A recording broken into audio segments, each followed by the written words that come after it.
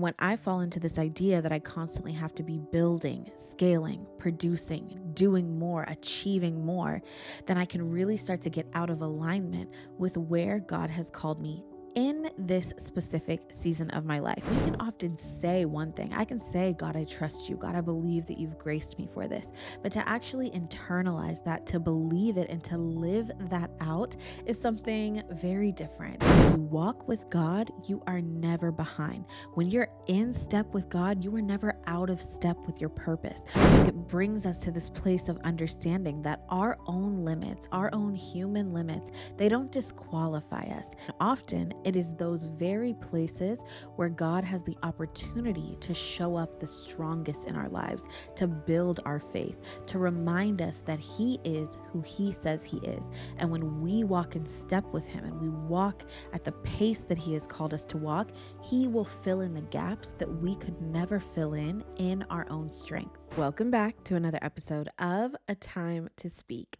I'm your host, Jonna Nichelle, and today's episode is pretty personal to me because it is something that I am actively living out, actively trying to remind myself of. As you all may or may not know, if you are watching this episode, then I'm sure you can tell. If you are listening to this episode, you might not know, but I am just a couple of weeks away from giving birth to our second child. So I am in the process of preparing all of the things, right? I'm preparing my mind, my body. I am preparing my business to actively run while I step away for a little while. I am actively chasing around a toddler every single day. Some things just aren't going to change, whether you are 9 months pregnant or not. And I'm really just in the process of trying to steward everything that I've been called to steward in this season. And if I'm being honest, your girl is tired. And I'm not just talking about the kind of tired where you feel like you could really use a nap, though I do feel like I could really use a nap. I am talking about the tired that really makes you question if you're doing enough, even when you feel like you are doing all you can. Maybe you can relate to that. Maybe you can relate to that feeling of doing everything you can to keep everything running and to keep everything going smoothly, but still hearing those inner thoughts that are telling you that you could be doing more or you're just not doing enough. And this has brought me to a place of really asking myself a question that I've asked myself many times before. It's something that I really try to implement in my own life. And it is the question, am I moving at the pace of grace? And so today I really want to talk about what that looks like, about what it looks like to move at the pace of grace. Because being tired in a moment or being tired in a season is one thing, while carrying a spirit of weariness and heaviness is something entirely different. And I, for one, truly believe that God did not design us to carry the weight of the world while trying to fulfill our calling. So today I want to talk about what it looks like to be faithful and to be rested, to be productive and to be present, to be called and to just be human. Because at the end of the day, we are human and God is God. So what does it look like to move at the pace of grace? I think this is a question that is worth continually asking ourselves if we are doing. And I think it is a question in which we find that the answers can often be very countercultural to what we see and hear and are told is living our best life in the society that we live in. So let's talk about it a little bit. And I want to first talk about this by talking about this notion of being busy, being booked and busy, hustling and bustling. You've heard it all. It's very easy to see that many people equate calling to this constant movement. We can start to spiritualize burnout or idolize hustle, or we mistake the notion of constantly doing with being a faithful steward. And the truth is that you can be in your assignment and you can still be out of rhythm with the pace at which God has called you to move. Now, I will say that I feel like we've made some progress in this area. I think we see a lot more books, podcasts, content that has come out maybe in the last 5 years or so around stepping away from hustle culture, about being more mindful and operating in a spirit of gratitude and being more present and stepping more into the rhythms of grace. And I think that's beautiful, but I think it also comes with a lot of unlearning because I know for me, I still struggle with what culture tells me is me operating at my best versus what it looks like biblically to operate in my calling as a daughter of God and to give God my best and to trust that the pace at which He has called me to move at is enough, regardless of what is going on in the world around me. I think there really is this process of unlearning that has to take place when we think about the idea of productivity and when we think about the idea of walking in our calling, because often what that looks like according to God is just so different than what that looks like according to culture. And when I fall into this idea that I constantly have to be building, scaling, producing, doing more, achieving more, then I can really start to get out of alignment with where God has called me in this specific season of my life. And I say in this specific season of my life because we also have to acknowledge that what the pace of grace looks like in one season might be very different than what the pace of grace looks like in another season. And that's something that I want to talk about too. But I think we have to wrap our minds around this notion that to be called does not mean to constantly be busy. God talks so much about rest in His word. There's a reason that He says, "Come to me, all who are weary, and I will give you rest." We were not meant to carry the weight of the world on our shoulders. And if we aren't moving at the pace of grace, that's exactly where we can find ourselves ending up. When I was thinking about this recently in my own life, and I was thinking about the season that I'm in and just everything that I have going on, I really had to stop and ask myself, okay, I've been pouring out, but have I been being poured into? Have I been sitting and just dwelling before the Lord? I think a lot of times when we find ourselves in these super busy seasons, it can often feel like we don't have time to just sit and be.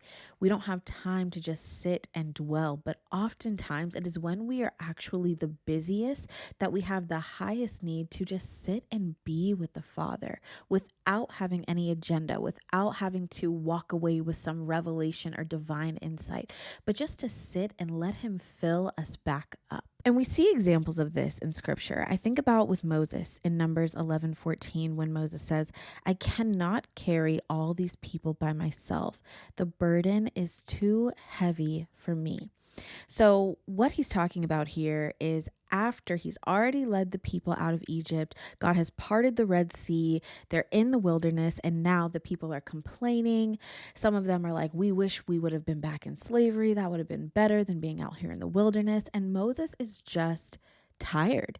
He's been fighting this fight. He's fought the fight with Pharaoh. God has delivered the people, and he, understandably so, is feeling exhausted. And I bring this up because I think it really shows us that even the most obedient, faithful leaders still get overwhelmed, still have to go to God for help, still have to have this heart posture of depending totally on the Lord, even when the Lord has called them to steward certain things, to steward certain people, or to steward their calling in a certain way. Moses wasn't in sin asking for help or telling God that he was weary or that he was tired. He was being honest with God. And God's response to that wasn't to shame him or to condemn him. It was to help him. It was to help him strategize. It was to send the helpers that Moses needed. And he did in that season. And I really think that that is a huge piece of moving at the pace of grace.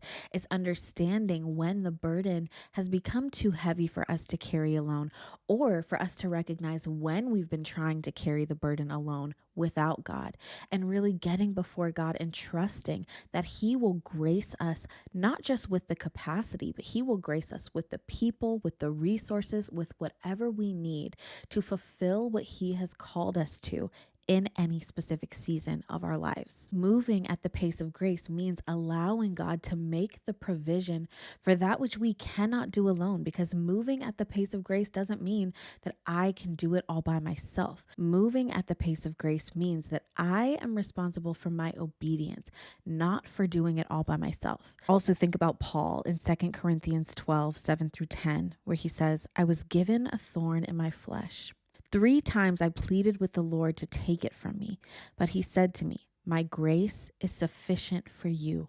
My power is made perfect in weakness. I love this example because it's a little bit different, but it shows us that even the most anointed can still face weakness and can still face weariness.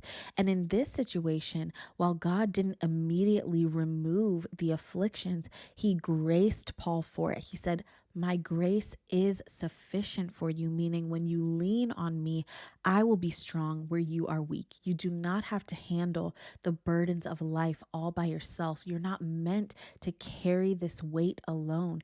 And so even when it looks like affliction is surrounding us, we have to understand that that is the opportunity for us to go before God and to say, God, give me grace that is sufficient for me in this season. Be my strength where I am weak. And it doesn't just mean to say that, it means to actually trust that he will do it. Because how many of us know we can often say one thing? I can say, God, I trust you. God, I believe that you've graced me for this.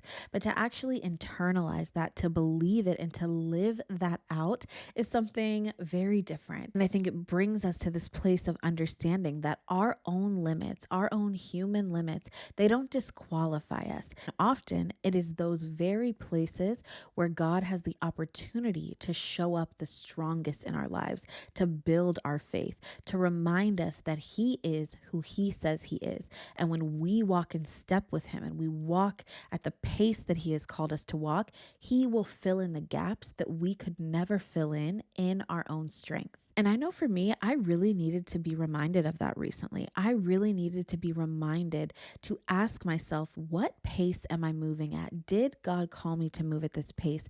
Am I allowing him to actually fill me up so that I can pour out in the way that I've been called to pour out?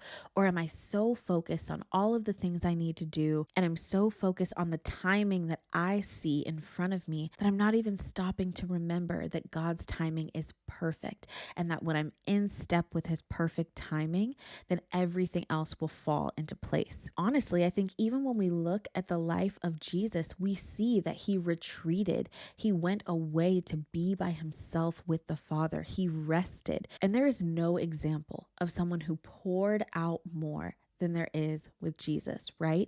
He was constantly pouring out, performing miracles, making disciples, living out what we would come to know as the gospel. And even he had moments where he needed to rest and be filled up and be poured into so that he could do what he had been called to do. And if even Jesus needed to step away and to rest and to retreat, why I think I am any different, why we think we are any different is truly beyond me. But it's understandable when we are living in a culture and we're living in a society that can feel so opposite to the rhythms of God and to the rhythms of his word. And that is why it is so important for us to continually renew our minds, to come back to these sorts of questions, not just once, but to constantly check our own hearts and ask ourselves, what is influencing the pace that we're moving at? I also think it's really important to note that sometimes moving at the pace of grace looks like laying something down in one season that you may have picked up and carried easily in another season. And I say that because I don't think we always realize that there are seasons where to be faithful in one area, you have to be willing to lay something down. You have to be willing to go before God and ask, am I holding on to anything that you have called me to release? And while that may seem like an easy question to ask, I think sometimes when we get the answers to that and they're different from what we think they should look like, that can be really hard. It can be really hard to have to lay something down in order to pick something else up. But that's exactly what moving at the pace of grace looks like. It means that we're not just carrying the weight of the world because we feel that we should, because the world tells us that we should, or the people around us tell us that we should. It means that we are going to hold that which God has granted us the capacity for, nothing more and nothing less. We have to be willing to ask, what is no longer mine to carry in this season? And we have to be willing to be obedient when we receive the answer. And I know for me, I have struggled with this in the past because oftentimes that can feel like failure. And none of us, myself included, want to experience that feeling of feeling like a failure, that feeling like we didn't see something all the way through. But the truth is that that is not failure. Asking God that question and being willing to lay those things down is not failure, even when it feels like it. In fact, it's actually obedience. And sometimes obedience can feel like failure, if we're being honest. There are times where obedience in my life has felt like I failed, felt like I let people down. But in reality, it was understanding that the grace had lifted in a certain season and my actions needed to shift with where the grace was going. This could look like saying no to good opportunities that might not be God opportunities. This could look like prioritizing rest even when everything in you is telling you to run, is telling you to go as fast as possible. This could look like carving out the space to be still before God and to dwell with Him, even when there's 100 things on your to-do list that are telling you otherwise. And it really comes down to remembering that you are not the source. I am not the source. God is our source. I think about the scripture in Psalm 23 that says, He makes me lie down in green pastures. He restores my soul. It is God who restores our soul. It is God who gives us the grace. And we don't want to get caught up in the rat race of thinking everything that we produce, everything that we do, everything that we're called to is a result of our own strength and our own intellect and our own gifting. Because if we do, we will eventually lead ourselves to the path of burnout, and we will find ourselves questioning why things feel so unbearably heavy when God never called us to live this life out by ourselves. I also think to have this conversation around moving at the pace of grace, we have to talk about the trap of comparison. Because if we are being honest, comparison is one of the quickest ways to get us out of alignment with the pace of grace. It distracts us, it discourages us, and often it draws us further away from who God has called us to be. I can personally think about times in my life where this trap has almost completely derailed me from where God was calling me to go. And I remember recently, it might have been a few months ago, I was thinking about my business. I had recently seen another business in my industry in the digital branding and marketing space, and they hadn't been around for as long as my business had been around, but it just seemed like they were growing so fast. They were scaling, they were adding on new team members, they were just doing excellent work. And I remember starting to think, am I doing something wrong? Why am I moving so much slower than it seems like they're moving? Am I behind? I should be so much further along by now. And I started spiraling and spiraling. And God really had to sit me down and make me pause and reflect on the fact that I was looking at one area of my life without actually looking at my life as a whole. And when I finally slowed down and I took a step back and I looked at my life, I realized that the pace at which my business had been growing and had been moving was the same pace that allowed me to be the primary caregiver for my son, that had allowed me to grow my family, that had allowed me to steward my home and to steward my relationships with the intentionality that I believe that He has called me to do. And so instead of just looking at this one area of business and comparing my process to the success of someone else that I was seeing, I really needed to look at my life as a whole, because it was that same process that God had brought me through. It was that same journey that God had taken me on that allowed me to have these other blessings that I had prayed for in my life, that had allowed me to start homeschooling, that had allowed me to use my voice in the content creation space.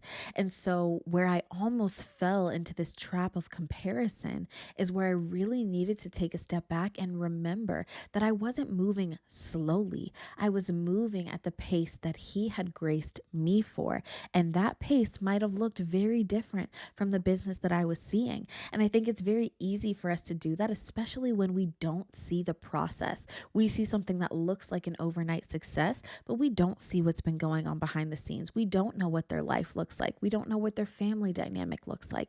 We don't know anything really about these other people sometimes that we compare ourselves to.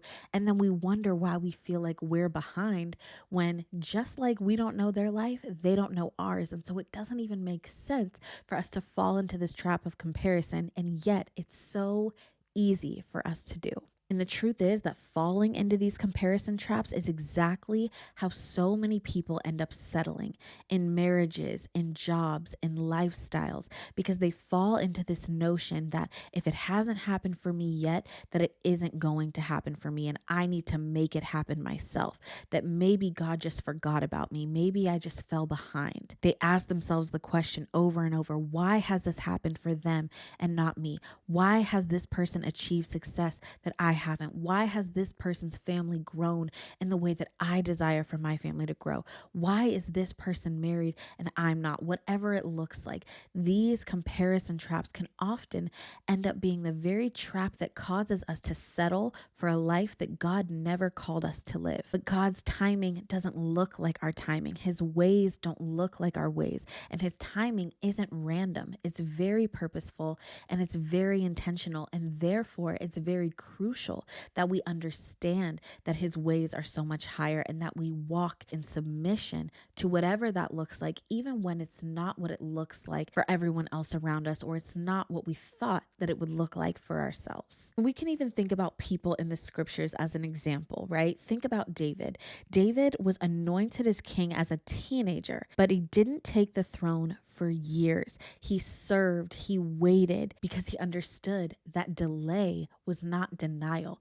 It was development in his life that he needed to be able to produce the king in him, even though he was anointed years before he ever saw it come to pass. Or we think about Sarah and Abraham, waiting decades for the promise of a child and receiving the answer to that promise in a way that looks completely different from anything that we could possibly understand in our finite minds. Or we even think about Jesus waiting 30 years before beginning his public ministry, 30 years of quiet obedience before the Father, 30 years of development, refinement, and preparation for the fulfillment of the assignment that God had called him to. And when I think about all of these people, and I even think about my own life, I'm reminded that when you walk with God, you are never behind. When you're in step with God, you are never out of step with your purpose. When you can drown out the voices of the world and tune into his voice and sync up your steps with his will for your life,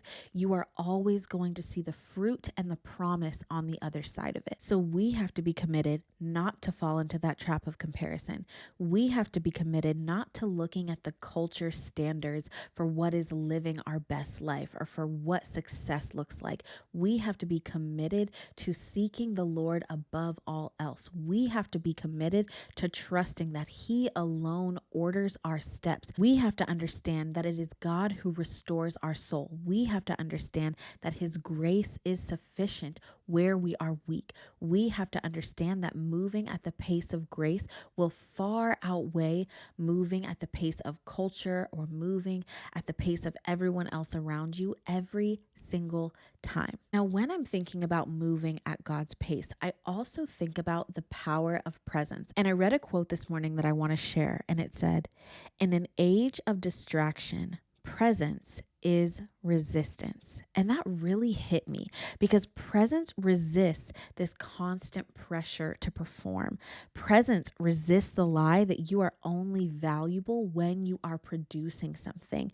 And presence resists the temptation to compare your pace to someone else's highlight reel. And when we are moving at the pace of grace, we become more present.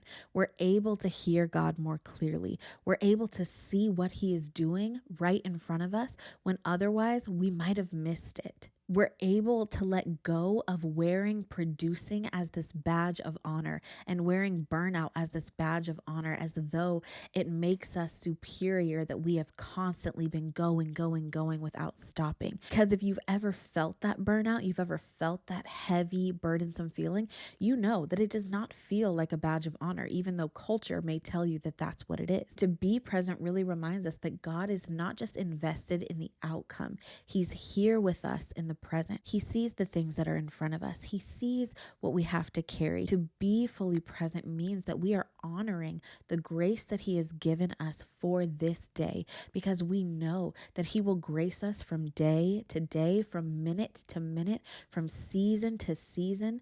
And it might not make sense to everyone else. Sometimes it might not even make sense to ourselves, but that's how we know that we are not operating in our own strength. We're operating in His. I know there have been times in my own life where I've had friends who've asked me, well, how do you feel like you're getting everything done? How are you able to do what you want to do with your business and to show up in your family or to do X, Y, and Z?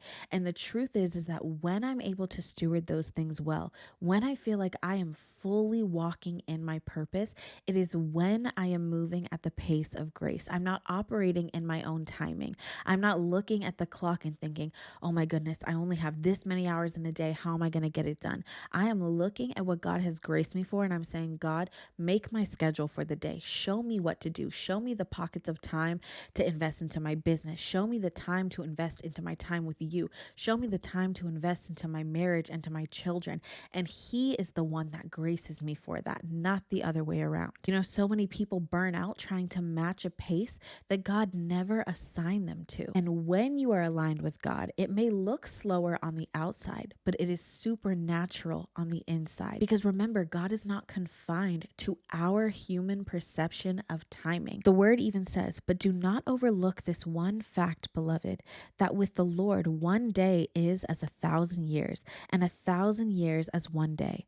The Lord is not slow to fulfill His promise, as some count slowness, but He is patient toward you, not wishing that any should perish, but that all should reach repentance. I love this scripture so much because it reminds me that my perception of timing is so finite, where God's perception of timing is limitless. There are no ceilings with God. What might look slow to somebody else could be exactly the pace that God has you at to do something miraculous in and through you. So the question is, what do we do with all of this? What do we do once we understand that, God, I want to move at the pace of grace. I want to be aligned with your will for my life. I do not want to be dictated by what the world tells me I should do, or what I feel that I should do, or what I feel like I have to carry. What do we do? Here are some of the takeaways that as I was digging into this and I was sitting before the Lord that He left me with, and I want to share it with you too. The first being, you give yourself permission to rest when you need to rest. Not out of the fear of burnout even, but as a rhythm of obedience. God is very clear in calling us to rest, and rest is an act of obedience. So give yourself permission to rest. The next thing He left me with is check the source of your pace. Ask yourself, are you running because God sent you, or because comparison is chasing you? And be real with yourself when you get the answers to those questions so that God can refine you from the inside out. The next is celebrate the season that you are in. Grace is custom fit. Your pace is not supposed to match someone else's, so celebrate where God has you here and now, which leads me to choosing presence over pressure. Presence is how we experience the joy of God. Presence is how we experience the peace of God. So make it your mission to pursue a present life and watch how God works with that. And one more that I want to leave you with is let your tiredness lead you to trust. You do not have to hustle to prove anything. God has already called you, and that is enough. So when you find yourself, like I found myself earlier this week, really just feeling tired, really asking, am I doing enough? Letting those types of emotions lead you back to the foot of the cross, lead you back to the Father, lead you to trust Him more, lead you to ask Him, is there something that I need to lay down that I've been picking up? Lead you to ask Him, Lord, let your grace be sufficient for me this day. Let my day be aligned with your heart and what you desire for my life. And if any of this resonated with you, I really want to leave you with this. Number one, you are not behind. When you are moving at the pace of grace, you are not behind. You are not less spiritual because you need rest. We all need rest. Christ himself needed rest. There's a reason that God tells us to honor the Sabbath and keep it holy, right? We didn't even touch on the Sabbath and the practice of Sabbath itself, but that practice in and of itself shows us that if God commanded us to honor the Sabbath and to keep it holy, that shows us how important rest is to God. You are not failing because you are tired. You are human. You are still called, and the pace of grace is enough for you. I hope that this episode was encouraging to you. I hope that you had some takeaways from it. If you did, share it with a friend who needs to hear it. Leave us a review in the podcast app. Leave us a comment on YouTube. Follow us on Instagram. And I will see you in the next episode.